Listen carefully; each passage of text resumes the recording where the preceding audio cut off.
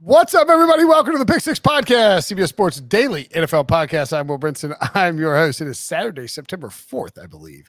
And this is a bonus mailbag show, and it features the return of the prodigal son, Ryan Wilson's prodigal son, Andy Dalton's #1 fan, the hippie who moved to Boulder, got fired from this podcast for ranking Doug Peterson too low in the coaches list. The one, the only, Sean Wagner-McGough joining us for a little check-in. What's up, Sean? If I did in fact get fired, I would like my severance check, first of all. No, you're an at-will employee. You got fired. You got nothing. How you guys doing? What's up? Ryan Wilson and John Breech also here, of course. Sean, have Eagles fans apologized to you about your ranking of Doug Peterson yet? No, well, ironically, it turns out I ranked him too high on the list. So I don't even think I can get credit from anyone. Coming out swinging. Devo didn't apologize to you when he brought you on the show? I think bringing me on the show was his apology. I have no beef with Devo. My beef is with you guys. Do you think Doug Peterson would be out of a job 6 months after you? No. Yeah. Like Doug Peterson, I stepped away. I was not fired. Maybe you could be Doug Peterson's lawyer. Before we move on to matters of two things I want to point out. Breech has a mason jar full of pee that he's drinking, which you can see on youtube.com/pick6 if you want to see it grow. That's a hell of a sale. And two, you weren't actually fired for the Doug Peterson thing. That's we should point out that's not true. You were fired because you ranked Aaron Rodgers outside the top 10 quarterbacks. Yeah. Any thoughts on that? Well, no. Wow. I mean, it was a very hopeful ranking at the time as a Bears fan, and that came back to bite me in the butt a bit. So that was yeah. Although I will give you credit, you got out before it became a massive cold take. Ironically, like I will still get people every once in a while like tagging me like randomly or like retweeting the tweet or the story. And I have to, I don't respond, but that's the nice thing about being out of it is I don't care anymore. I need the Jay Cutler meme. Yeah, I thought you were bad on Twitter when you actually worked covering the NFL. You're much worse on Twitter now. That is true. I barely tweet anymore. I muted Sean 3 years ago, so I wouldn't know. It's all emo music tweets. That's all Sean's about now on Twitter. All right, so let's get a check-in on your life. It looks like it's a beautiful Colorado day there. What kind of hat are you wearing? Seahawks. I mean, the Mariners, right? Mariners hat? Wow, your vision is really going, Ryan. Well, your internet kind of crapped out for a second there. What kind of hat is it? It looks like a hippie dolphin hat. A Costa Del Mar? What is it? It's for, you know, they partnered with a research company. This is so boring. I don't know why you're asking me this. It's like the people who do the shark tracking. Like they tag great white sharks. Oh, cool. That's cool. So you're doing environmental law and you're out there. Last we talked to you, you had a roommate that you were living with. Who are you living with now?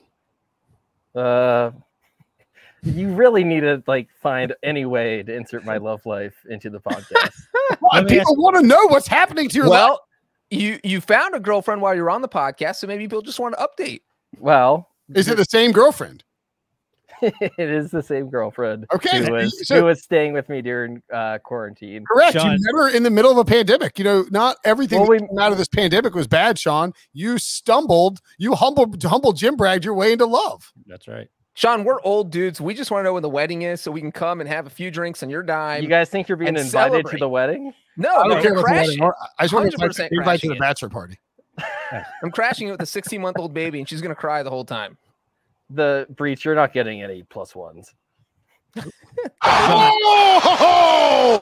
I got a question. You can bring Brinson as your +1 since Brinson won't be getting an invite. Sean, do your parents know that you're living in sin? Ooh. Yes. And they're okay with that? Yes. Okay. They're just proud he's dating somebody. Oh my god. What about you, Ryan? You're my internet dad. Are you proud of me? Yeah, I'm okay with that. I actually live with my the girlfriend who dumped me out of college. I live with her. My parents were not happy about that. Then I live with my current wife. That's a good one. I live with my wife, my next girlfriend after that. Also lived in sin. But yeah, at the end of the day, it's fine. As long as you're not, out there robbing people or murdering people like Breech, I think it's fine who you live with if you like. It's a pretty drastic move from living with a woman to murdering people. It's a pretty big. Well, that's why Breech can't keep a roommate. He killed them all. True. That's the. We haven't seen Breech's family in a while. Do our families regularly come on? Is there a family episode of the podcast each week that I don't know about? Where you guys have your my families son on? came on the podcast like 2 days ago. Oh, well, if you were friends with me on Facebook, Brinson, you would see the baby pictures all the time. I don't log on to Facebook. Sean posts about his grades too much. I literally don't think I've posted on Facebook in like 2 years. All right, so how are you doing in school? I think people want to know.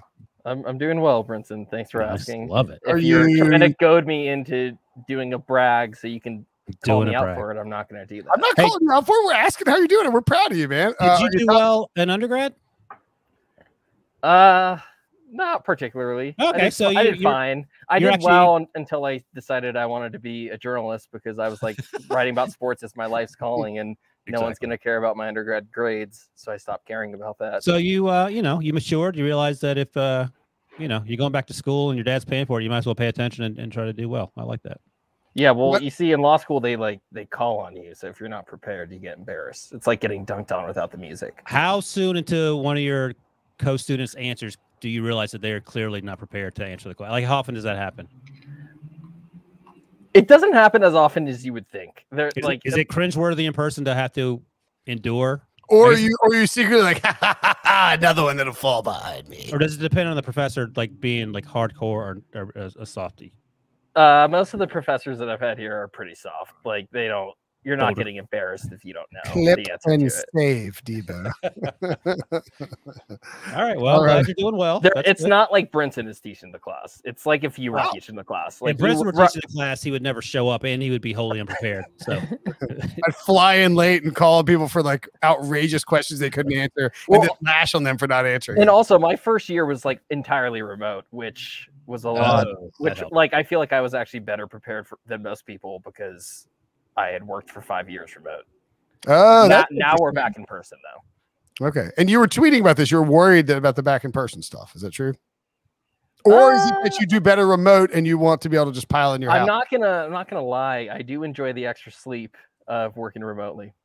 Were you hoping that your verified Twitter account somehow still verified? That we should actually alert Twitter to that. They need to at unverified. Alan Page, Vikings Hall of Famer, can't even get verified, and Sean's here just. I actually was 100% sure I was going to lose it because to get verified, I had to switch my email on Twitter to the CBS email, and obviously when I quit, I changed it to my Gmail because I don't have access to that email anymore. I think they don't care about email. I think if you change your Twitter username, that's if you change your handle. That's how you lose it. So don't change it to Lawman Sean. Do you call yourself then you'll be banned from Twitter if you do that. Wait, that's what my friends call me here. Wait, what? No, I'm kidding. I don't have friends here. Lawman Sean. He's upset that he let slip the Lawman Sean part because he knows we're going to run that to the ground. Have you found are you going to live in Colorado when you're done? Depends on jobs. I'm open to it, but I'm also open to a job in the field of law after this. No, I'm gonna come back to the podcast so I can talk about the next CBA negotiation. What if you end up getting a job in sports law and then you get hired by CBS to be like the sports law pundit, and then you're back on this podcast in 3 years? Would that be hilarious? Yes.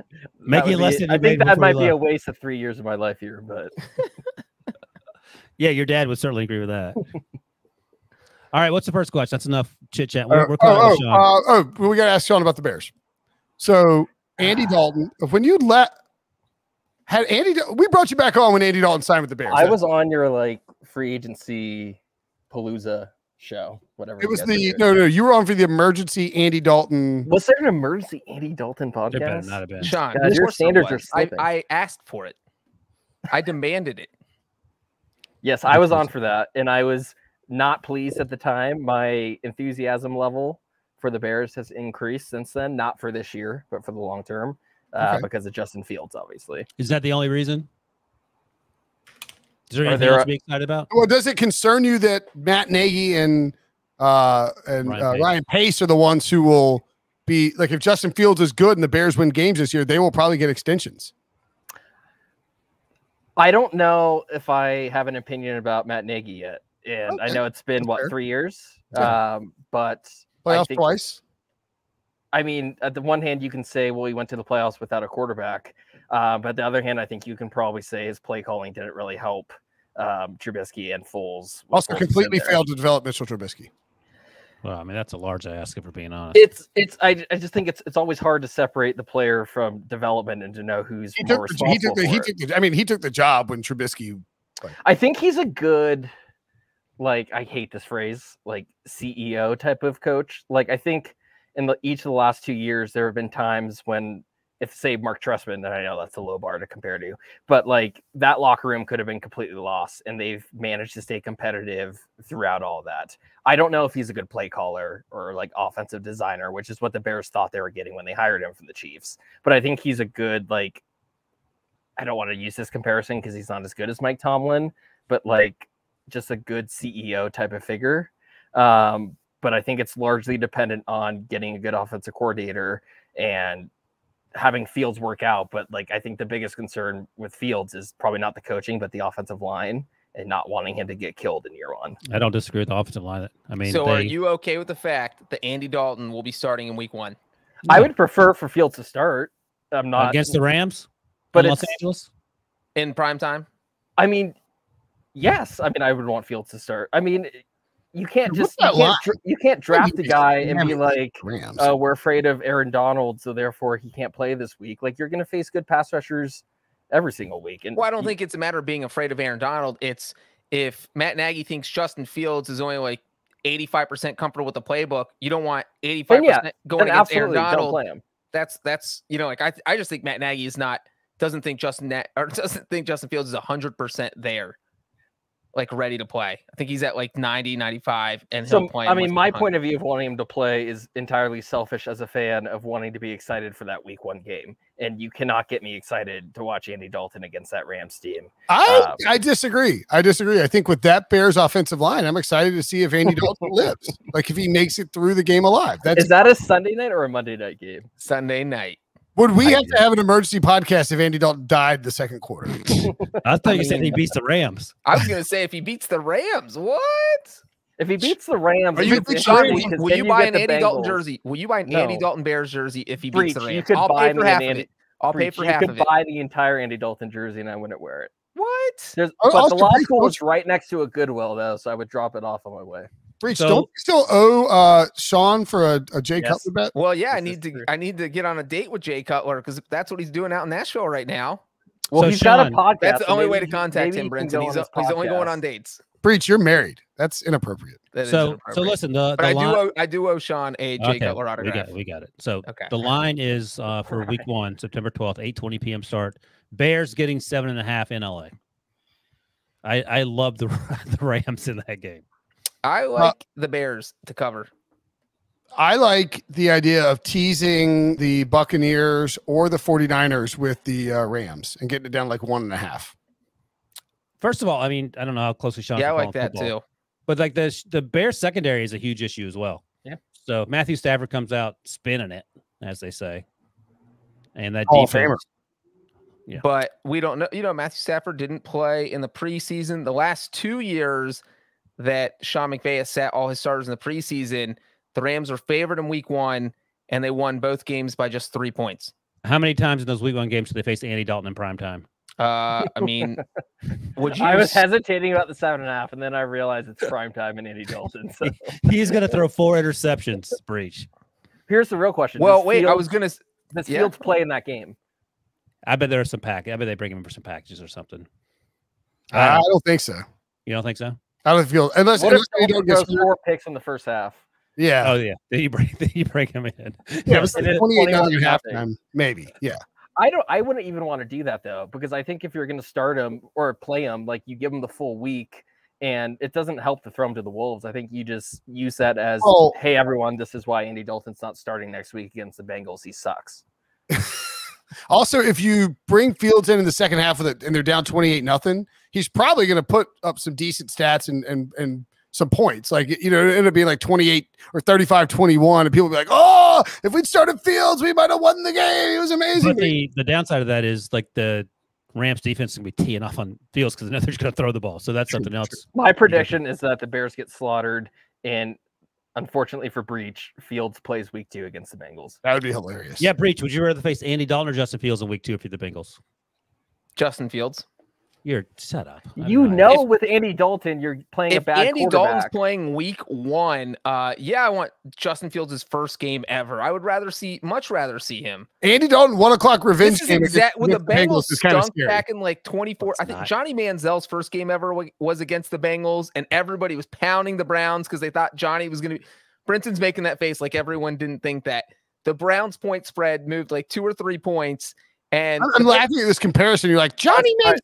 No, I'm just saying that when a rookie quarterback is making a first start, if people love the quarterback like they do with Justin Fields, they're automatically as somebody who would want the Bengals to win that game, I would prefer to see Justin Fields making it for his first start. Well, here's the thing. Rather than Marino eats rookie quarterbacks for breakfast, bro. I'm just saying. Breech, Go ahead, Andy Dalton sucks. Yes. Maybe Justin Fields sucks. Say it out loud. Say it out loud, Breech. I'll tell you what. If you say Andy Dalton sucks right now, we will waive the Jay Cutler bet, and Sean, I assume Sean will agree to that. No, he acted like he froze. Look at that. He acted like he froze. You won't waive the Jay Cutler bet if Breech says Andy Dalton sucks right now? He's frozen. He can't hear us. Wait, is he actually frozen? No, he's just being that was really impressive. That's some serial killer stuff right there. Yeah, that's what it is. Here's the door. That's a YouTube must watch. Yeah, that's right. Was I actually frozen? When you hear someone jiggle the door in the house he's broken into, he does the old breach freeze, and they walk right by. All right. Any more life updates, Sean? What? I can't believe we're not even to the first question of the mailbag. Well, That was the first question. No, I know, but I should have phrased it as like, will the Bears suck? JC from Chicago. JC How about this, John? Who wins more games, the Bears or the Bengals? And Breech has them I'll give you a little peek behind the curtain. Breech has them both going 7-10 this year. I don't know. I haven't read Breech's travel miles article. I haven't read Breech's strength of schedule article. The Bengals have the fewest travel miles. There it is. The Bengals also have the fewest wins like over the last 3. Yeah, before we recorded this, Breech bragged that the Bengals won 4 games last year without their quarterback. So I'm going to go with the Bears. Yeah, I think they're both going to be in like the 5 to 8 range. But out of 1 to 10, like what's your confidence on? How much would you bet? What would you bet on that? I think the odds are a friendly bet. Brinson, what are the odds? Like minus 120?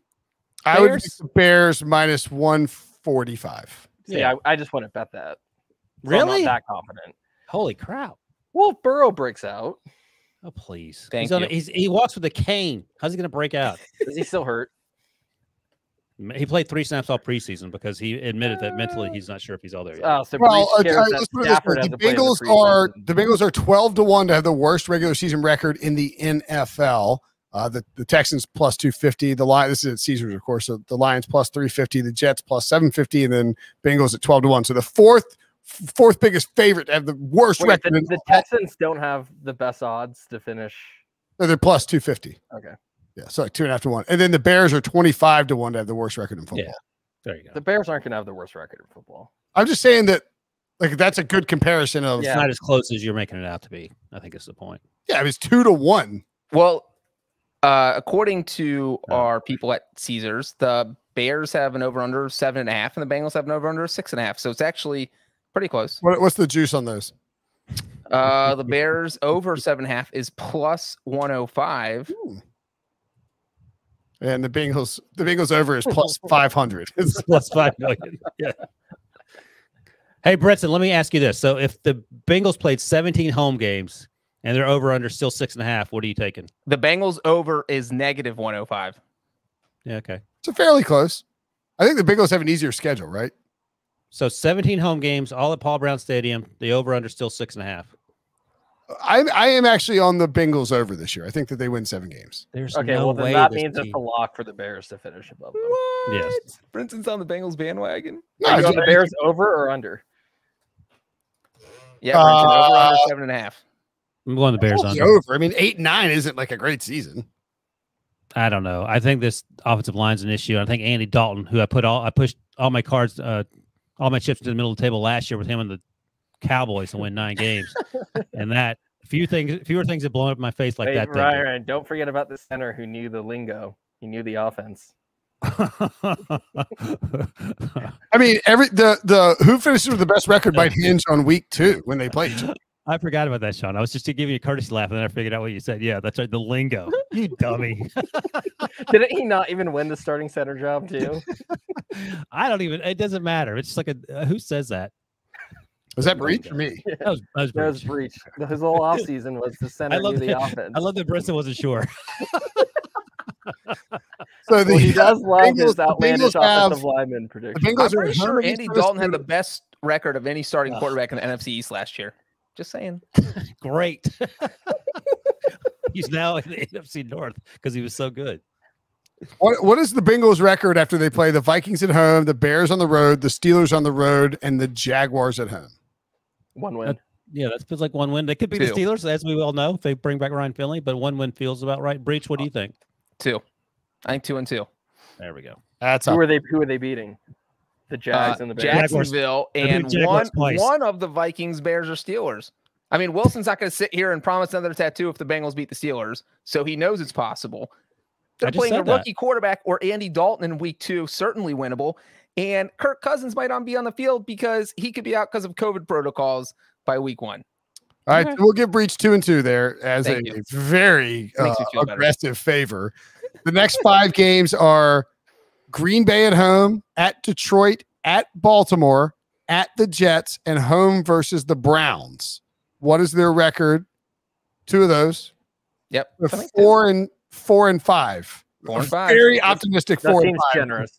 Yeah, that's right. They're 3.5 wins right now, if we're being honest. But 4 and 5, okay. So everything breaks right. The Bengals are 4 and 5 going into their week 10 bye. Coming out there, the next 4 games are at Vegas versus the Steelers at home versus the Chargers at home versus the 49ers at home. 0. Sure. I think they beat the Chargers in Cincinnati. Yeah, it's a West Coast team flying to the East Coast for a 10 a.m. kickoff. I think we can give them one of those because it's 3 straight home games. Maybe the Raiders game is on the road. Yes, Raiders game is on the road. I think they could beat Raiders on the road or beat one of the Chargers or Steelers at home. Okay, I mean, again, that's optimistic. Go ahead, we'll give it to them. Sure. So we are through 14 weeks of the season, 13 games, and we are 5 and 8. Correct? You got to win 2 more games. I don't want to say we. I don't want. No, that's where we are, and that is a highly optimistic approach to the Bengals season. Their final 4 games: at Denver, versus the Ravens, versus the Chiefs, at Cleveland. I'm not giving them 1. I definitely give them 1, maybe 2, because I think they can beat the Browns. You don't think they can beat Denver? They played the Browns twice last year and should have won both those games. Baker Mayfield threw an improbable touchdown pass with like 12 seconds left to win one of them. I love when Breech's evidence of the Bengals could beat a team is that they lost to them last year. Well, no, I'm saying that like the second time he's done a fan who does not follow the Bengals. He missed. He may have pulled a hamstring or a muscle, and there's complete elation. Forget law school. I think Sean went to comedy college. He's been talking all over. They're going to go 2 and 2. So if we give them 1, that is 6 and 11. And if you give them 2, it's 7 and 10. Boom. Why don't they go 4-0 over that stretch, and that way they can make the playoffs? Why don't you do that? Well, maybe the Chiefs will be resting all their starters. I may in week 17 instead of week 18. I may change my mind and go back to the under on the Bengals. I don't feel like this. Yeah, I don't know. I would take the Chiefs without Mahomes against the Bengals. Yeah, they beat the Browns in the playoffs without Mahomes. A Browns team, by the way, that could have lost to the Bengals had the Bengals scored more points. Twice. We could have beaten the Browns, the Steelers, and the Ravens twice last year if we'd scored more points than them. Just you guys laugh. I'm saving this podcast for when they finish 7 and 10. All right, and then on air we're gonna listen to us go through the schedule, and you're gonna feel like fools. Looking forward. Their schedule is kind of the opposite. I mean, they're at LA, Cincinnati, loss. Well, stop it. I mean, there's their first 4 games. We're going through in quadrants. At LA, Cincinnati, at Cleveland, home against Detroit.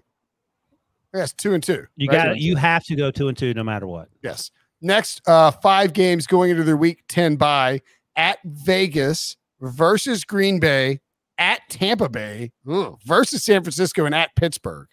1. Yes. All right. So we all agree. 3 and 6 for the Bears going into their bye. I had the Bears Bears under, by the beat way. Tampa Bay last year. Just putting that out there. If they scored more points, absolutely. All right, go ahead. Oh, they did beat them last year. That's true. Oh, you're bringing up last year? That's They funny. actually won. It's a It was win, Breech. Breech, as evidence that they could beat the team again.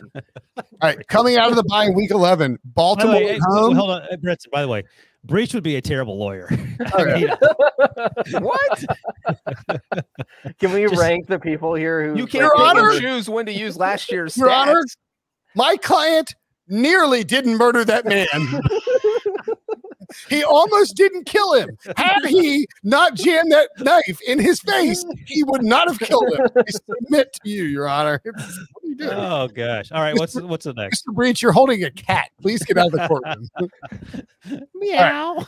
So we're 3 and 6 going into the bye. Coming out, Baltimore at home, at Detroit, Arizona at home, at Green Bay. I'll give him 2. I'll give them 2. Okay. What are the 2 you guys are? Arizona at home. And Detroit. Are we down on Arizona? I'm not crazy about Cliff Kingsbury. And it's an indoor team playing in December in Chicago. It's going to be cold. I could see them pulling off that upset. Right. I mean, I'll take 2. 2 is generous, but we were generous with Breech too. So we are now 5 and 8 going to the final stretch. Minnesota at home, at Seattle, New York at home, at Minnesota. New York Jets. Excuse me, the Giants. I'm It giving doesn't them matter. I 2. don't know why it If matters. we're Yeah. being generous, I think it could be 3. Who are the 3? Giants. But if Vikings. you're giving them 3, you only gave them 1 the last time. And if me and Ryan are giving 2 and 2, that's fine. we're at but 4. I think Just got their different ways. split with the Vikings. Oh, they have dominated the Vikings. I think split with the Vikings is probably fair. Yeah. Split the Vikings, beat the Giants. Hey, wait, what are you talking about? Breech a second ago is like Kirk Cousins is going to have COVID. He's not going to be able to play. I can't use that argument here. Oh! Wait, this is the end of the season. By now, Mike Zimmer has traded Kirk Cousins to any other team that will take him and brought in Cam Newton. That's where we are with the Vikings at this point, Sean. Cam Newton also He's not, unvaccinated. That's the joke. By the way, the judge was like, Breech is like Greg Paulus right now, just catching tea bags left and right with dumb. the judge was like, I was going to give your client 10 years, but because you won't stop talking, I'm giving consecutive life sentences. Mr. Breech, your client is here for a traffic citation. He will be executed. Ladies and gentlemen of the jury. He's like, Mr. Breech, there's no jury here. All right, so let's get 2 there. So we're at all right, so our wins over Wilson projection here has the Bears going 7 and 10 and the Bengals going 6 and 11. So right both all under. over with Vegas, by the way. 1 game difference. But both under. Right? That is true. Both under. I might like this Bears under a lot. It's funny though, because like no one should care about a Bears Bengals week 2 game, but that actually game could probably decide who actually finishes with more wins. No, for sure. All right, Sean, we got to take a break. Are you going to stick around? Or are you going to go? No, I got to get a haircut. All right, good luck. I'm going to a wedding this weekend. So. That is a classic excuse when someone doesn't want to hang out with Brinson. Let me tell you that. Is he going to his Well, wedding? Brinson understands of all people. Wait, no, I'm not getting implants, so he does not understand. Oh, there it is. Oh, he missed! All right, my only request before you go on break, can I come on this podcast when the Bears beat the Bengals in week 2? Sunday night? Only if you also agree to come on when the Bengals beat the Bears. I have lots of reading to do, Breech. I'm gonna be busy. No, you will be on this podcast that Sunday night after that game. All right, fine. Or to preview the game. You have to come on either way. You can't come on if they win or lose. I don't You want have to preview the game. Okay, Yeah, well, then you have to come on either way. You got to agree. That means I have to watch the Bengals in week 1. I'm not. It'll be well, if late. Andy Dalton beats the Bengals, I'll be glad to talk about it. Oh, you're 2 hours behind us, so it'll be 11 o'clock your time. So Oh, great. So my neighbors will learn to love me that Sunday. Are Hey, you? it's not What your- are you not in your a neighbor. townhouse there? A condo? What you got? An apartment. Okay. But no, I'm his outside parents on the live above patio him. and His parents live above him. They'll be fine. my parents hate loud noises at night. They would. Yeah, probably they're my disown age. me. Of course they do. All All right, right, Sean, go get your haircut. Good Great seeing catch you, up, man. everybody. We will see you soon. See you week 2. We want you to keep climbing those charts, buddy. You can get in that top 50% of that law. And think about writing a recommendation letter for Breech when he goes to law school. All right. See you guys. All right, see you, buddy. All right, we'll take a break, and when we come back, mailbag. Oh, sorry. Mailbag. There we go. Thank you. Okay, time for the Mailbag. Thank you. This is ridiculous. Cheetos_Jesus via Apple Podcast says, mailbag. Hey, Benson, what is the texture of the hair plugs you got and what's the average cost? Great pod. Continue the work. Ho, ho, ho! You leave a 5-star review, we literally will answer any question. It's true. I love it. Love it. Great question, Cheeto Jesus. So credit to Wilson for spreading the lie that I have hair plugs. I don't know. I'm going to Google how much the hair plugs cost, and I'm going to a whole bunch of stuff like all over my Instagram and everything about hair plugs. And my wife's like, you can see on YouTube, these are all natural. We will shave Brinson's head live on this podcast just so we can prove it's not hair plugs. That's the only way we'll believe you, Brinson. I mean, that's the one thing I won't do is shave my head for a bet. So you do have hair plugs. So when you Google how much the hair plugs cost, there's one of the early ads that come up says payments starting at $50 a month for affordable hair transplants. Well, he won $80,000, so that's Wilson, a lot of why money. I've had my hair the entire time you've known me. Oh, here we go. The price of hair transplants, I don't know that. Will depend largely on the amount of hair you're moving. That strikes me. It's funny for some reason. Wait, how does that work? Do you get hair from like somewhere? Like, are you getting hair from like your back? I don't know. Your butt? I don't know. I have no idea. But generally, it ranges from $4,000 to $15,000. Breech, this man won $80,000. Look at that luscious head of hair he has. There's no doubt in my mind. Wait, why would wait? So if our hair is it transferred? Like, I feel like you would know if I had back hair or like butt hair on my head. I do know, like, I don't know if you guys remember this, like, when you were younger, you could see, like, when a guy got hair transplants, it almost looked like cornrows, you know? Not like cornrows to braids, but like corn stalks on someone's head, like going across, like where they put the hair in there. And it was quite obvious. And now I think it's gotten a lot better, but I don't know a lot about where the hair comes from. It must be your hair. I mean, would other people's hair grow on your head? Because the hair grows, I believe. I have no idea. I've never looked at anything relating to this. Oh, here we go. Here we go. So in one system, the surgeon removes 6 to 10 inch strip of skin from the back of your head. They set it aside and sew the scalp closed. And this area is immediately hidden by the hair around it. Wait. They cut your head open and then... No, I think they just... Well, maybe. I'll pass on hair plugs ever. Yeah. Yeah, I mean, I think that alone proves that I don't have hair plugs. Like, I'm not doing that. Oh, yeah. So I guess they use your own hair. So they must take a strip of your hair off, squeeze your scalp together, sew it back together, and the hair is already there, covers it up in the back of your head. Nah. Then the surgeon divides the strip of removed scalp into 500 to 2,000 tiny grafts, each with an individual hair or just a few hairs. How much time does that take? How much is that person getting paid to individually break out the hairs?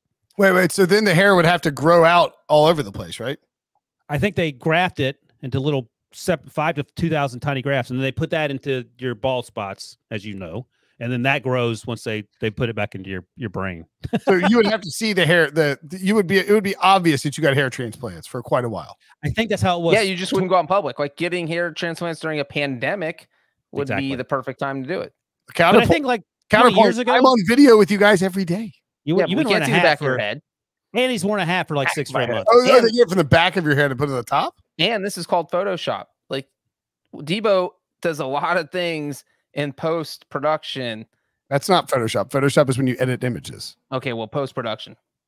Oh, You're my just gosh. throwing out buzzwords and hoping it works. All right, let's move on. We're at 33 minutes. You want to keep going on this? I have one more thing because I know this Wilson's usually the one trying to get to the next question. This is confirming my suspicions because there was a time where he was wearing hats a lot. Within 2 to 3 weeks, according to WebMD. Afternoon. Just listen, according to WebMD. Within 2 to 3 weeks after surgery, the transplanted hair will fall out. Imagine your horror, Brinson, when your hair fell out. You're like, oh, I have all this new hair. And then you look like me.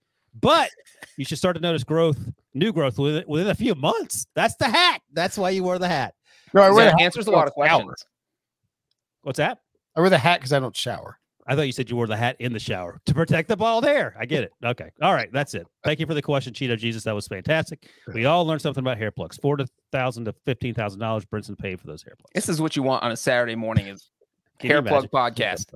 After 30 minutes with Sean. Dasher 56562 asks, your podcast helps me get ready in the morning. Question. I am 16 years old. Who is the most underrated NFL player of all time, and who is the most overrated player of all time? My overrated player is going to be Brinson. My Breech's underrated player. I can go ahead and call that Andy Dalton. Yes. I mean, I honestly would throw out Phillip Rivers as an all-time underrated player. I overlooked the most obvious one. No, he's not. Shut up with that. He's not underrated. Here are other candidates. So I was trying to find guys who are top at their at their position, but not in the Hall of Fame, obviously. Carson Palmer, Tony Romo, Anquan Bolden, Torrey Holt is a legitimate one. I said Prisco would throw out Fred Taylor and Tony Baselli, and they're actually probably pretty good picks there. Fred Taylor is, if you go down running backs, Fred Taylor is the first guy you get to on the all-time rushing yards leaders who isn't in the Hall of Fame. No, I think Fred Taylor's a good example of a underrated He might player. be the most underrated player of all time. Actually, the first person you get to is Frank Gore, but he hasn't I retired miss yet. Frank Gore. That was it. Maybe because you were looking at only retired players. I don't think Frank Gore is even underrated. Do we think? I don't think Frank Gore's underrated. But he's still playing, so No, I was wrong. Yeah, you're right. Yeah, Frank Gore, but I don't think he's underrated. You know what's funny is you mentioning Taylor and Baselli is that I feel like really anyone from the early Jacksonville years you could name because an expansion team, people just didn't care about them. Jimmy Smith was a receiver. Jimmy Smith's underrated for sure. He's 24th receiving all time, but I feel like the average NFL fan probably doesn't even know who he is. And you're talking about a top 25 career receiving yards, and you mentioned Fred Taylor, obviously. Mark Brunell, does he count? Yeah, Brunell. You could anybody from early Jacksonville. Any other nominations for most underrated? Yeah, what's the guy's name that played with dang it, no, I can't. Gotta give us something. Oh, Jason Taylor's the linebacker that played with Jason Taylor. Oh, Zach Taylor. Zach Thomas. Zach Thomas. He's underrated, I think. I would agree with that. Zach Taylor is not underrated. Zach Taylor's overrated. Actually, I was on a plane one time with Zach Thomas, and I was flying back from Fort Lauderdale to Raleigh after doing some work down at the CBS offices. And I get on the plane and I've got my laptop open and I'm trying to do work. And I'm, when you get the armrest, you try and you want to make, you try to get command of the armrest. So you got to make an executive decision. Yeah. I'm sitting there working this mofo's arm as hard as I can and it won't move. And I was like, oh my God. And I turn and look, I'm like, oh my God, it's Zach Thomas. I was like, I don't say anything to him. So I'm like, first of all, I'm not messing with this guy's arm anymore. And so I went to work. He's like, hey, you a football writer? Because he saw me reading stuff on it was on a Sunday or Saturday. Maybe it was on a Friday after the Thursday night game. I was like, yeah, I'm at CBS Sports. He goes, you tell Pete Prisco that guy's an idiot. Oh, that sounds about right. But we ended up chatting for a while. His son was visiting at ECU for a possible college football gig. And really nice guy. That's a great call. He's very underrated.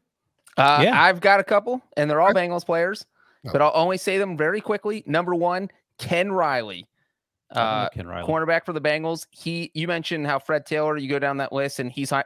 Ken Riley has the 5th most interceptions in NFL history, not in the Hall of Fame. I don't know why, because everybody else in the top 8 is in the Hall of Fame except for him.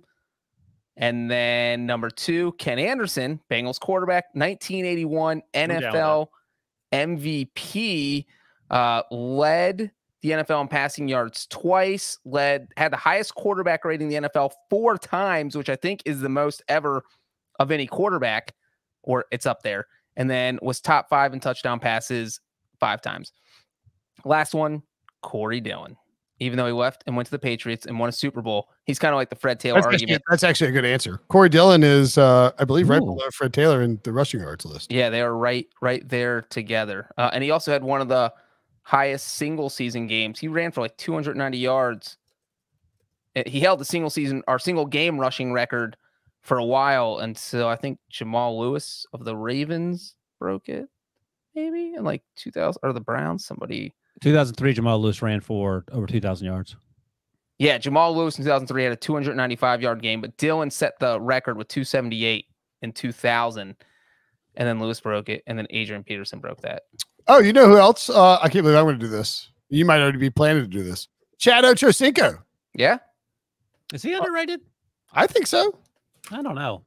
I think he's famous. He's very famous, but I think his actual football career is probably underrated. He was famous when he was playing. And he was because he was so good. Yeah. Yeah. I don't know if he's underrated.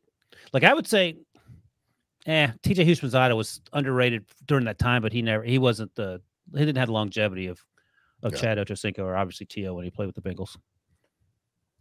Yeah. So basically it sounds like underrated players come from teams that people don't like or that don't have big national followings. Yeah. No, name a Dallas Cowboys player who's underrated. I don't know. Yeah, or a Steelers player, right? They're all properly or overrated. Debo, yeah, like I would say like Hines Ward is underrated, but that's just because Hines Ward is overrated. Yeah, there you go, exactly. Debo, any Eagles you want to throw in here? I know Donovan McNabb, you're itching to toss up there. Is Donovan underrated? Oh, Debo might be doing something else right now. Freddie Mitchell. Brinson's talking to himself, asking Debo these questions. Freddie, was it Fred? Who was it that's running through the ochre patch? Is that Freddie Mitchell? No, that was Fred Smoot. Fred Smoot. Oh, yeah. Fred Smoot. Yeah. Captain Smoot. Oh, I would say that Dante Culpepper is underrated. I don't know if he's overrated. I think he's rated just about right. And maybe he just didn't. Yeah. I actually think that this is kind of crazy, but I think you can make a case that Drew Brees is underrated. That is crazy. Yeah, it's crazy. Just relative to his peers. He didn't get mentioned with Manning and Brady. He holds a current record for most passing yards. I mean, he'll be a first ballot Hall of Famer. I'm just saying. I think if you're a first ballot Hall of Famer, you're not underrated. Exactly. That's right. All right. Fair enough. You can be overrated if you're a first ballot Hall of Famer. And I think Emmitt Smith is overrated. Cold lotion. Oh my God, Cowboys Nation is going to hate Brinson. I don't want to be around for that. That's fine. Okay, let's go through the list. Like, I would take Barry Sanders, LT, Marshall Faulk, Jim Brown. Marshall Faulk, you take over Emmitt? And Walter Payton over Emmitt Smith. Okay. That's your prerogative. I wouldn't know if I called Emmitt Smith overrated. I'm going through the list here about overrated. My guy, Brinson with Emmitt Smith. I'm going with Joe Namath. That's good. It is, you take Super Bowl III out, and literally, I'm not even sure what is left of his career. I mean, this is a guy who threw 173 touchdowns back in the day. He threw 47 more interceptions than he did touchdowns in his career. And what's his career completion percentage? It's not high. You have that in front of you? It is 50.1. That's his career completion percentage in the NFL? Which is not even great for back in the day. Barely more passing yards than Ryan Tannehill and Derek Carr. Yeah, but the errors are different. So he was in the top 5 in most interceptions thrown 5 times. Oh yeah, okay. Well, that's pretty good. He is handsome, a handsome devil, but I mean, handsome and the guarantee. That's how the guarantee is what got him in, right? Oh yeah, and the fur coat. I mean, it's huge. It was one of the biggest upsets in NFL history, so you got to give him that. But I'm not sure he should be a Hall of Famer. Yeah, that's much more fitting than Brinson pooping all over Emmitt Smith. That's just. I'm just saying that Emmitt Smith is probably like the 5th best running back of all time. In fact, I think you could argue that Troy Aikman's probably overrated. No. Why not? Yeah, why? He won 3 Super Bowls. I mean, again, it's the Cowboys won 3 Super Bowls because Jimmy Johnson built this incredible offensive line. The team was 1-15 his first year. Yeah, both their first year. Troy Aikman is because of Jimmy Johnson. Okay. Well, someone had to throw the football. Right. I mean, Troy Aikman's stats are not that great. He's considered one of the greatest. Again, he played in the 80s and 90s. All right. Was Troy Aikman or Dan Marino? Oh, Dan Marino. There's Ken Riley. I'm looking at the career average valuations. That was called on Pro. Eli Manning overrated too. Yeah, I mean, the thing is though, I think he's only overrated by Giants fans. Like I feel like everyone else, including the media, is like, okay, we get it. Yeah, that's probably right place, right time. Great guy, but let's be real. Is Matthew Stafford overrated or underrated? He's overrated by you, but everyone else, I think, otherwise views him in the proper context. Okay, that's fair. I like him. I just don't. I mean, come on. Don't like him as much as I do. Yeah. Wilson, let me ask you this: how many times do you think Troy Aikman finished in the top 5 in passing yards? Clearly, the answer is never. Wrong. The answer is 1. How many times do you think he finished in the top 5 in touchdown passes? Clearly, the answer is 1. The answer is 1. There you go. So I agree. I'm not saying that's. I agree with Brinson, but I'm I agree. Not crapping on Troy Aikman. I think that Aikman, out of Aikman and Smith, Aikman would be the more overrated one. If I had to pick one of them. Yeah. I mean, career 61.5% completion percentage. And yes, different era and all that. You all right, Wilson? I think something bit me in my foot. Oh my! Was it one of those spiders that was in my basement? I don't know how it could have been. I was freaking out. I think I had a spider in my shoe the other day. And it bit me like 4 times in the leg. It hurt. How are you alive? Are you Spider-Man? Yeah, I am. How slow are you that you can't get a spider off after the 3rd bite? I didn't realize it until I was just like swatting my leg. Okay, let's move on to the next question. That's a great question, though. Mailbag, great podcast from enthusiastic, informed hosts that have the analytics to back up their takes. All right, cool. Excited to see the Finley tattoo after so many months of talking about it.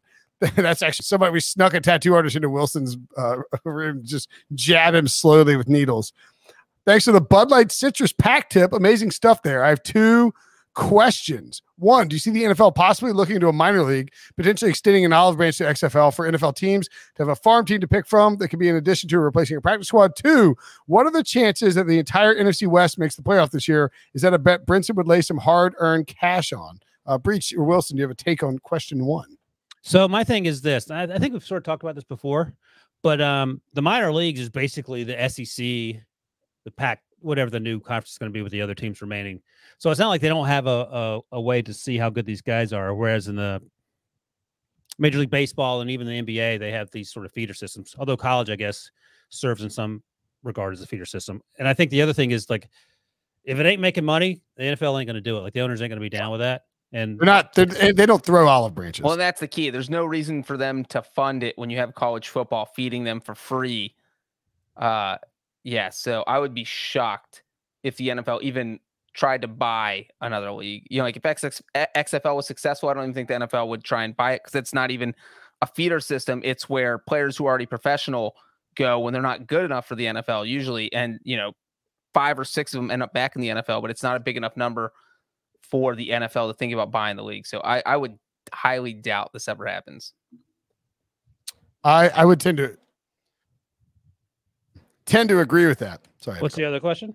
The other question is, would I bet the entire NFC West to make the playoffs this year? So I looked it up. Yeah, what are the odds for all these teams? Well, so if you take the Cardinals are plus 130, and then the Rams and the 49ers are like minus 190, and the Seahawks are minus 130 to make the playoffs. If you do a parlay with all those teams, it's a little under 9.5 to 1.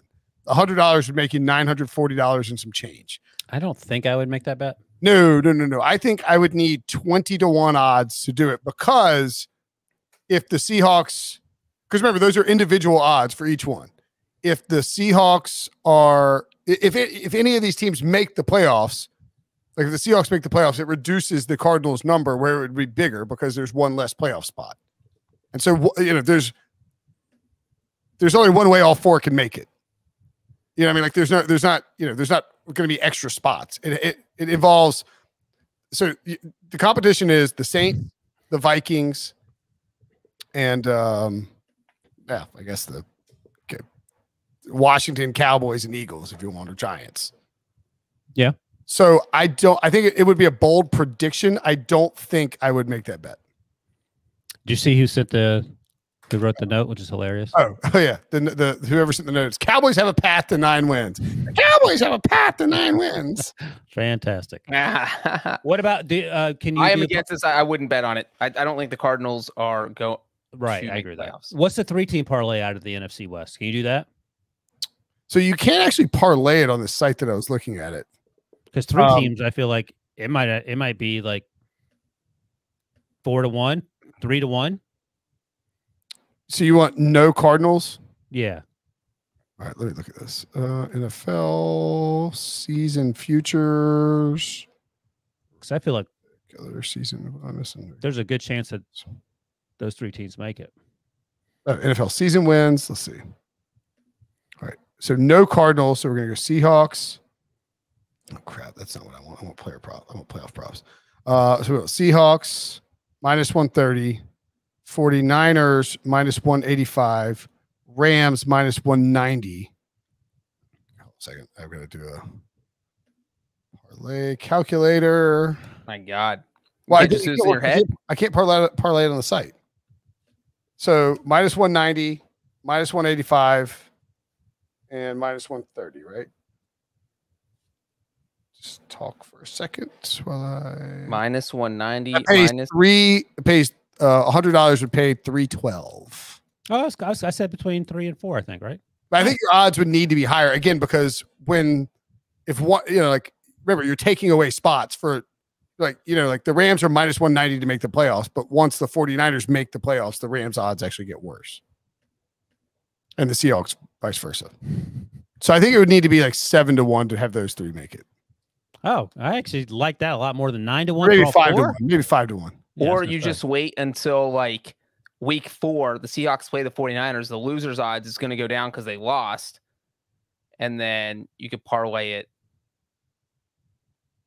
Yeah, I don't think the odds aren't good enough to do it right now. Yeah, probably not taking it is what I'm saying. But I do think those three teams will make the playoffs. I tend to agree with that as well. All right.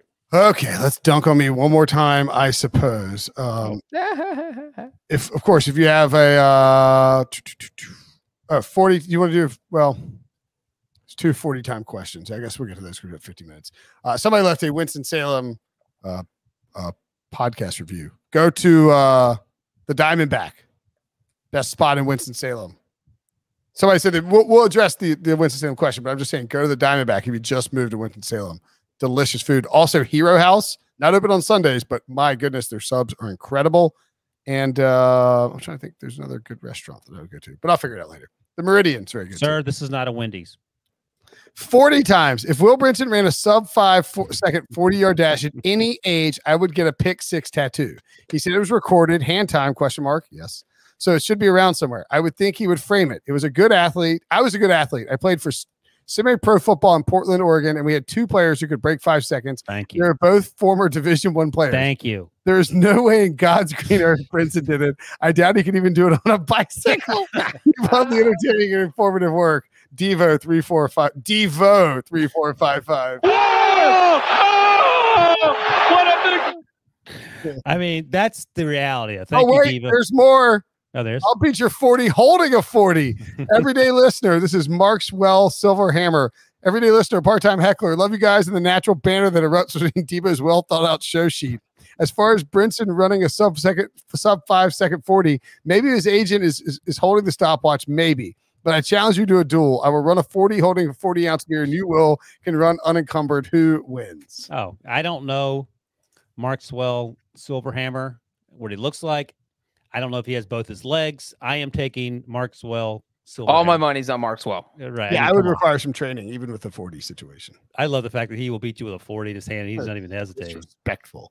We forgot to ask Sean about that. He would have loved that. Oh, we should have brought up the 40. That is... Wait, Brinson, would you say you ran it in? 496. So it's just barely sub 5. Yes, that's why it was surprising. It wasn't. I didn't run like a 4.7. How old were you? It was probably 2000. It does not matter, Breech. 14. Pick an age. 2014. Yes, thank you. What do you think you would run if you went out right now? Now, probably 6'2", 7'5". There's no way he ran a 4.96. I don't want to go over this again. Rich Eisen ran a 5.98 in 2020 in a suit, and he's 10 years older than me. He's trained for it. So you think you could get to 5.5? If I had time to train, yes. Do you think this guy was holding a 40, probably drinking the 40 during the race, could beat you? Yes. No, I will take the guy who's holding the 40, I think. You're not running a 5.540. Stop it. I didn't say I would run a 5.540. I just think I beat a guy holding a 40. Breech just asked you if you could run a 5.5. You said if I trained. I need a while to train. I need a while. Look, I don't know what to tell you. I'm not like I love that this is what gets beat on. But what was Breech's marathon time? Well, we beat on him pretty good for that. 3.5 hours. That is the equivalent of running like a 6-second 40. It's an equivalent running a 4.96 40 in your mid 30s. Get out of here. No, he claimed I was 21. You're saying training. 30s. Said he showed up with zero training and ran a marathon in 3.5 hours. That's way harder and way less likely. 6 weeks of training. Oh, that's an usually people train for like 3 months. I had 6 weeks. Or people train for like 6 months. Yeah. Okay. Both you guys are liars. For many first-time half marathon runners, simply finishing the race is a good result. For others, beating the 2-hour mark of a half marathon is their idea of a good marathon time. Come on. I was 20 years old and in good shape. You just said you were 21. Which was it? 20. It's a liar. All right, let's move on. This is I can't do. But should that be the poll on your tweet? What is more likely, Breech running a 3.5-hour marathon or me running a sub 5 second 40-yard dash? Or don't even put sub 5 second. Put 4.96. Average marathon time by gender. Men's average marathon time. What do you think a men's average marathon time is? I'm looking at marathonhandbook.com. Probably like 4 hours and 4.5 minutes. 4 hours and 10 minutes. And Breech claims he ran a marathon in 3.5 after pounding Bud Light all night in Cincinnati and just rolling out there, like stretching for a couple of minutes. That is the crime that you're focusing on my 40 time, which is videotaped and cataloged at CBS Sports with current colleagues of ours, instead of worrying about this lie of a marathon that Breech had. 2 lies don't make a right. I should make that. Got you there, but he also got me. All right, let's go. You guys are both on crack. Let's go. Okay. Both are equally unlikely. Well, you know what's funny? Because Rich Eisen ran 40s. You know who he raised money for when he runs those 40s? St. Jude's. St. Jude's. There's your segue, Brinson. Oh, that is a great segue. You're right. So we're going to bring on a good call. I was sort of checking it out.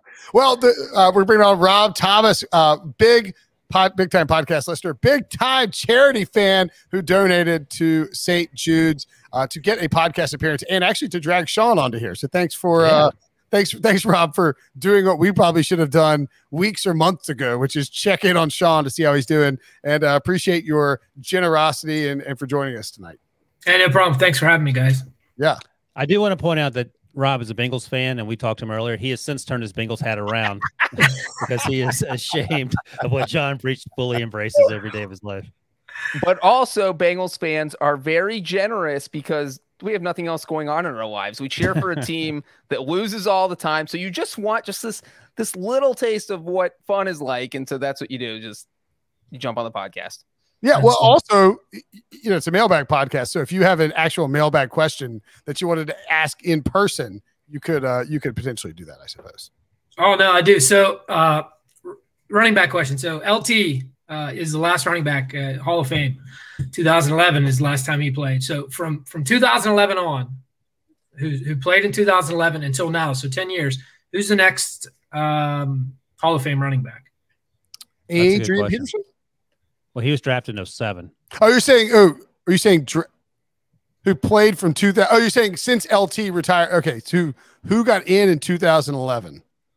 Who's the next Hall of Fame running back to get in? Yeah. So they had to have been playing or retired after 2011. Okay. I got you. Let me look at this. Definitely Adrian Peterson. He's going to get in. Yeah. You know what? If Le'Veon Bell didn't go crazy, he felt like he was on that track, but clearly that track has gone off the rails.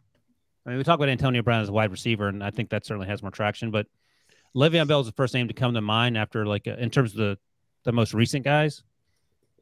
But so how much longer does Derrick Henry got to do what he's been doing? I don't right now. I don't think he's. All right, Derrick Henry has less rushing yards than Lamar Miller, which is crazy to think about. Is that true? Are you looking at the right? I'm on the all-time leaderboard. But if Derrick Henry runs for 2,000 yards this year, which 17 games, so it's completely possible that he does it again, that will vault him up. He's at number 100 exactly. Rushing for 2,000 yards will vault him up to number 54. So it's one big season vaults him up almost in the top 50. 2 big seasons vaults him up almost into the top 30. And that's just 2 more years. So I feel like if Derrick Henry plays 4 or 5 more years where he's averaging over 1,500 yards a year, then he gets in. I think that is a good call. I mean, you have to go pretty far. It is pretty crazy. So we consider Dalvin Cook a really good running back, right? Like an incredible running back. I mean, he has less rushing yards than Bilal Powell. That's crazy. He has less rushing yards than Giovanni Bernard and Isaiah Crowell. It's so hard. I do think that I think Derrick Henry or Christian McCaffrey stand a chance because you have to have these transcendent seasons, sort of like a Terrell Davis, and some of these guys will need. Derrick Henry has epic postseason moments too that helps him in a big way. I mean, we agree that Peterson is easily going to get in, but God, I mean, Todd Gurley was on the track and just Zeke Elliott. Well, I was going to say, what's funny is Zeke Elliott is somebody everybody forgets about because he's been kind of crapped on the past 2 years because of all his fumbles. But him and Derrick Henry drafted in the same year, and he's got 500 more career rushing yards than Zeke's at 77th overall. if he has a, let's say Zeke has a 1,500-yard season, God, this only moves him up to like Antoine Smith and Kurt Warner with the C territory. What about Marshawn Lynch? Is he in? 78. That would move up to 78. I don't think Beastquake. Does Beastquake get in? Rob, would you put Marshawn Lynch in the Hall of Fame? No, I don't think so. Yeah. He's got some, I mean, the Beastquake, they won a Super Bowl. That should they have, okay. I think Adrian Peterson. Did you guys say Frank Gore? Frank Gore and Adrian Peterson will get in, I think. And then after that, your next candidate's like LaShawn McCoy and Beast Mode. So guys that played from 2000 to 2011, there's like 7 running backs, Thurman Thomas, LT, those guys. Do you think in this 10-year period from 11 to 2021, 7 running backs get in the Hall of Fame? No chance. I don't know who's left on the list that hasn't gotten in. Well, and because the NFL's going to more of a running back by committee, so it's not easy to put up huge numbers like, the Thurman Thomases, the Emmitt Smiths, when they were the bell cow and they were getting the ball, 3 downs, they were getting the ball all the time. So that just, like maybe Nick Chubb or someone playing now like that who's getting the ball all the time for a good team. But yeah, it's going to be hard to get that many running backs. It's crazy. We might not see after Adrian Peterson, running backs can be a little dicey. I think Derrick Henry's a good call. Yep. But he's going to have 3 or more seasons so if he does 4 seasons of 1,500, that's 6,000. That gets him in. But if you're a running back, you're just getting beat up all the time. So that's 11,860, which would put him. In fact, that would put him right in between Thurman Thomas, who is the cutoff line between Thurman Thomas and Fred Taylor. So that's a good call, Breech. That's exactly what Derrick Henry needs. If he does that, he will probably get in because two epic 2,000-yard season and just these moments where he's just like obliterating people on these runs. So Frank Gore, Adrian Peterson, Derrick Henry, and Najee Harris. Okay, we can all agree. Joe Mixon. Yeah, Joe Mixon. Corey Dillon. It is crazy that Cam Newton's 12th, Russell Wilson's 17th, and Lamar where's Lamar? I just saw his name. He's 36 among active rushers right now. Of the 7 people who have rushed for 2,000 yards in a season, which is what Derrick Henry did last year, 4 of them are in the Hall of Fame. 2 of them 5 is Adrian Peterson. Adrian Peterson, Derrick Henry. Jamal Lewis is not. Jamal Lewis is the guy who is not in. Chris Johnson. So there's 8. Yeah. So 4 out of 8 are in, and then Chris Johnson, Jamal Lewis are the 2 that won't make it. Well, and Jamal Lewis did finish with 10,607 rushing yards, but also went to prison, which you're not supposed to count, but they do anyway. And then Chris Johnson didn't even crack 10,000 yards. He's right there with Sean Alexander as a guy who, you could say it's close, but just didn't really do it. All right, Rob, Ryan's going to kill me because he's got to pee if we don't get out of here. Anything you want to, whether you want to plug the Pick Six podcast page on Twitter, or you have a favorite moment from the show you want to talk about, or anything, or your favorite Bengals moment ever. You can at Pick Six Pack on Twitter. Is the Pick Six the Twitter page fan group. Favorite episode of the show is definitely the Wilson and Brinson dunking on Sean about the Mahomes and the Tom Brady AFC Championship game. And favorite Bengals moment was that almost playoff, which is also the worst moment. So the ups and downs of that almost simultaneously playoff. The best moment and the worst moment. Best and worst moment. No way they could have lost. No way. And this is the Steelers-Bengals game, right? The 2015 playoff game. That's correct. Yeah, that was an all-time. That was a lot of page views because that there was just so much fallout from that. Like all those insane moments that happened in that game, and that it happened to the Bengals. Obviously, Rob, we don't like that it happened to you, but we like that it happened to Breech. That's actually the day I stopped being friends with Wilson. So we're now going on 6 years, I think, of not being friends. Looking at the calendar, 6 years of working. 6 years of working together and hating someone. Now you know how it's like for everyone who works with me. No. So here's the thing. Like I was writing a ton back then and Breech was indisposed. Rob heard the story of how Breech was crying in the hotel room while this game unfolded. I'm looking at headlines from back then, January 11th, 2016. Here's the headline that Wilson put out there. Joey Porter wasn't the only coach on the field during Steelers-Bengals. So there must have been some blaming other people. That's classic right? Wilson. That is classic. Oh man. I got some hate there. Joey Porter and the Bengals have hated each other for 10 years. January 10th, 2017. Well, I pulled a breach and just pumped out a bunch of nonsense content. Was it 2000?